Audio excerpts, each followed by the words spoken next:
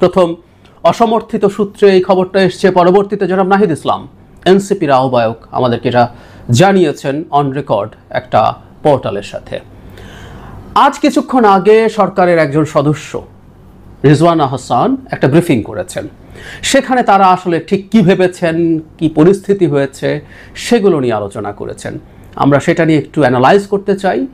এবং আমরা খেয়াল করলাম গতকাল তারা মন্ত্রিপরিষদের যে বৈঠক ছিল, আমরা রায়াদের উপদেষ্টা পরিষদ বলবো, সেই বৈঠকে অনেক আলোচনা, দীর্ঘ সময় আলোচনা হয়েছে এবং পদত্যাগের কথাও যে উঠেছে সেখানে এসছে। এবং একটা পর্যায়ে নির্বাচন কেমন হবে, নির্বাচনটাও ঠিকঠাক করতে পারবেন কি না প্রফেসর ইউনূস সেটা নিয়ে সন্দেহ প্রকাশ করেছেন।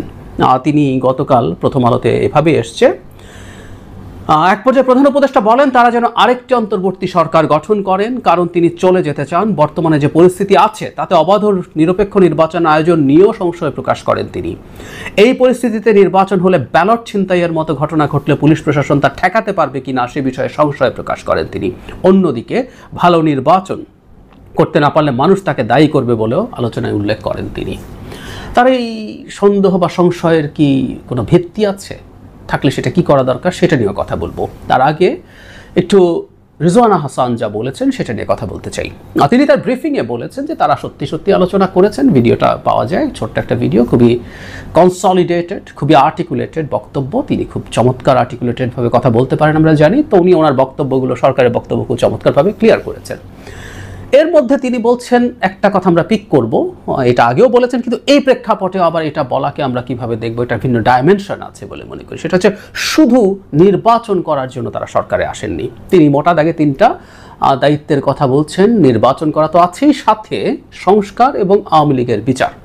কিন্তু তিনি আলোচনার একটা পর্যায়ে দেখলাম যে তার মধ্যে মানে পত্রিকায় যে নিউজ আসছে সেখানেও এসছে যে লোকজন রাস্তা বন্ধ করে নানান আন্দোলন করে, এগুলো নিয়ে তাদের মধ্যে রাগ ক্ষুব্ধতা আছে। মানে আমরা সোফার যেটা দেখলাম যে সর্বশেষ বিএনপি 2-3 দিন করলো, কিন্তু এর আগে যে কেউ করেছে, যে কোনোভাবে করেছে। এবং আমি দীর্ঘদিন থেকে সরকারের নির্লিপ্ততাকে এটা নিয়ে প্রশ্ন করেছি।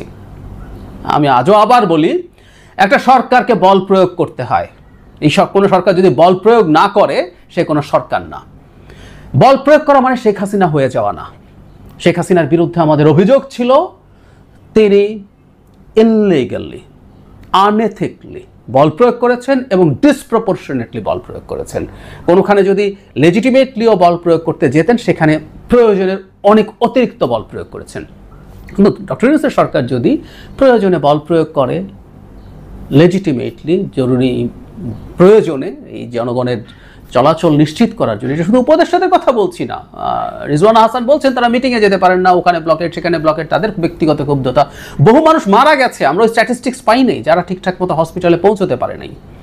সুতরাং এগুলো তো আসলে তার সরকারের খুবই বেসিক কাজ, এগুলো তো তারা করতে পারেন। এটা নিয়ে সবাই এসে তাদের সাথে কমপ্লাই করবে এটা মনে করার তো কোনো কারণ নেই। সংস্কারের কথা বলছেন, সংস্কার নিয়ে তারা কমিশন করেছেন, ঐক্যমত্য কমিশন, সবাই কোঅপারেট করছে, দেখছি তো, কিন্তু এটা তো দেরি হচ্ছে। বিশেষ করে ঐক্যমত্য কমিশন অনেক ক্ষেত্রে মনে হতে পারে যে তারা সময়টাকে অহেতুক লম্বা করছেন, কারণ অনেক বেশি আলোচনার চাইতে, দফায় দফায় আলোচনা করে কনভিন্স করার চেষ্টার চাইতে ন্যূনতম কতগুলো সংস্কারে ঐক্যমত্য হয়ে সেগুলো করে ফেলাই ছিল সবচেয়ে বেশি জরুরি। কারণ শুরু থেকেই তো আমরা বুঝতে পারছি আসলে অনেক বেশি সংস্কার হবে না, বিশেষ করে কোর কয়েকটা জায়গায়। আমি নাম যদি সরাসরি বলি, বিএনপি খুব কোর কয়েকটা জায়গায় মানবে না। এর মধ্যে লজিক্যাল কি ইললজিক্যাল ডিবেট আছে। বিএনপির এইসব কিছু অপিনিয়নের সাথে আমারও দ্বিমত আছে, আমি ওগুলো প্রকাশ্যে কথা বলেছি, আজকে সেই জায়গা না, কিন্তু তারা এটা মানে না তো।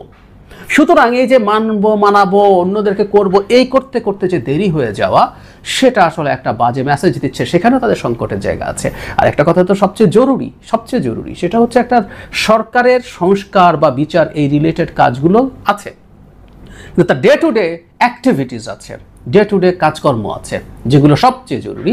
যে কোনো সরকার, এমনকি একটা কেয়ারটেকার সরকারকেও করতে হয়। এই সরকার কেয়ারটেকার সরকার না, আমি সেটাও মনে করি, আমাদের জায়গায় 3 মাসের ছিল, কিন্তু কেয়ারটেকার সরকারকে ওই কাজগুলো করতে হয়, কিন্তু তারা ঠিকঠাক মতো করে উঠতে পারছেন না। বরং তাদের সরকারের সাথে যে প্রশ্নগুলো তারা এড়িয়ে যান, সাংবাদিকদের কোনো প্রশ্ন হয়তো উনি নেননি, যে তার সরকারের সাথে থাকা লোকজন, তার সরকারের মধ্যে থাকা লোকজন, আমি শুধু ভেতরে ভেতরে কথা বলছি না, প্রকাশ্যে কতগুলো আলাপ সামনে আনছেন, কতগুলো আলাপ করছেন, যেগুলো নিয়ে তারা আসলে একেবারে চুপ করেছিলেন।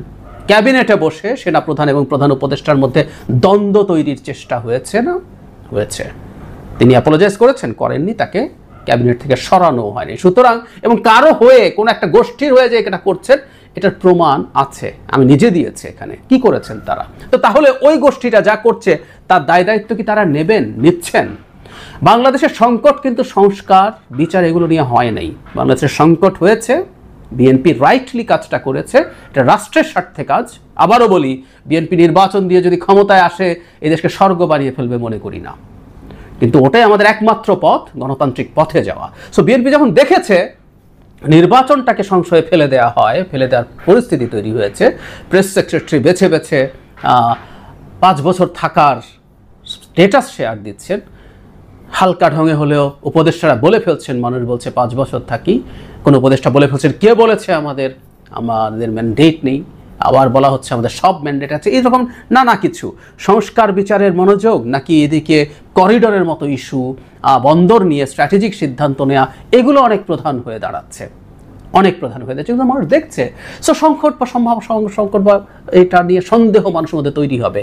আবারও বলছি, এমন একটা নেক্সাসের সাথে এই সরকারের কারো কারো ক্লিয়ার অ্যালাইনমেন্ট আছে, যেটা পাবলিকলিও প্রকাশিত হয়েছে। সেই নেক্সাসের সাথে থাকা সরকারকে সন্দেহ মানুষ করবেই। সুতরাং সমস্যা আসলে ওগুলো না।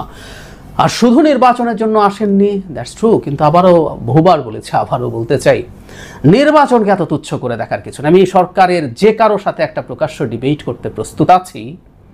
শুধু একটা নির্বাচন একটা স্টেটকে পাল্টে দিতে পারে, অনেকটুকু পাল্টে দিতে পারে, এবং অনেক সংস্কার করে, অনেক কিছু লিখে পড়ে, অনেক কিছু চমৎকার সংবিধান আইন লিখে একটা দেশ স্বর্গ বা গণতান্ত্রিক হয়ে যায়। এই চিন্তা যদি করে, এটা খুবই প্রিমিটিভ রং চিন্তা। পৃথিবীতে এই মুহূর্তের আলোচনা হচ্ছে এই লিখিত পড়িত থাকা অবস্থায়ও কিভাবে স্টেটগুলো অথরিটারিয়ান হয়ে ওঠে, ফ্যাসিস্ট হয়ে ওঠে। এখন তো ফ্যাসিবাদের আবার নতুন মাথা চাড়া দেওয়া হচ্ছে, একেবারে গণতন্ত্রের যে ভিত্তিভূমি সেই ইউরোপে এই আলাপগুলো আছে। সুতরাং এগুলো নিয়ে অতি বাড়াবাড়ি, আবারও সেই নির্বাচনকে সংশয়ে ফেলার চেষ্টা, এটা মনে হবার কারণ আছে। আমি বলছি না এগুলো করতে হবে না, এগুলো করতে হবে, কিন্তু ওই ধরনের একটা চেষ্টা হচ্ছে, এই সন্দেহ মানুষের মধ্যে আসতে পারে। সুতরাং নির্বাচনকে খুব তাচ্ছিল্য তারা সরকারের দিক থেকে যেন না করেন। আরেকটা কথা, প্রধান উপদেষ্টা যেভাবে নির্বাচন ঠিকঠাক মতো হতে পারে কিনা, ব্যালট বাক্স হয়ে গেলে সেটা ঠেকাতে পারবেন কিনা, এই জিনিসগুলো 10 মাস পরে কেন তিনি এসে বলছেন? ওনার তো প্রথম থেকে যদি এই ফোকাসটা থাকতো যে নির্বাচনই 1 নাম্বার ফোকাস, এই যাবতীয় সব চেষ্টা তিনি তখন থেকেই করতেন।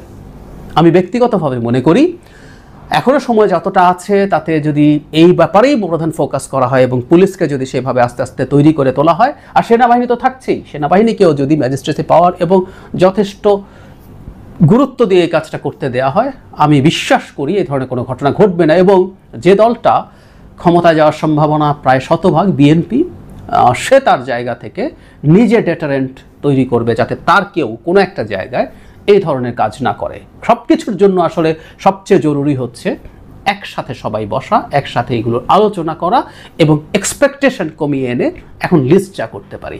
একটা কথা মনে রাখতে হবে, এটা আমাদের জীবনেও হয়, আমরা একটা কল্পনা করে একটা কিছু করতে যাই, কিন্তু শেষ পর্যন্ত আমরা বুঝতে পারি না ওটা হচ্ছে না, তখন আমরা কম নিয়ে সন্তুষ্ট থাকার চেষ্টা করি, তার সাথে অ্যাডজাস্ট করার চেষ্টা করি। এই জিনিসগুলো থাকতে হয়। সুতরাং কি ম্যান্ডেট বা কি ইচ্ছা নিয়ে এসেছেন, এখনও সেটা ধরে রাখতেই হবে, না হলে আমি চলে যাব। খুবই ম্যাচিওর্ড কথাবার্তা এগুলো, খুবই ম্যাচিওর্ড কথাবার্তা। এইগুলো সরকারকে বলা বন্ধ করতে হবে। তারা সরকারে থাকবেন, থাকার পর তারাই করবেন। ওনারা কনজেনিয়াল এনভায়রনমেন্টের কথা বলছেন, রিজওয়ানা হাসানকে দেখছি, যদি না হয় আপনি এটা এনশিওর করবেন, মানুষ দেবে না।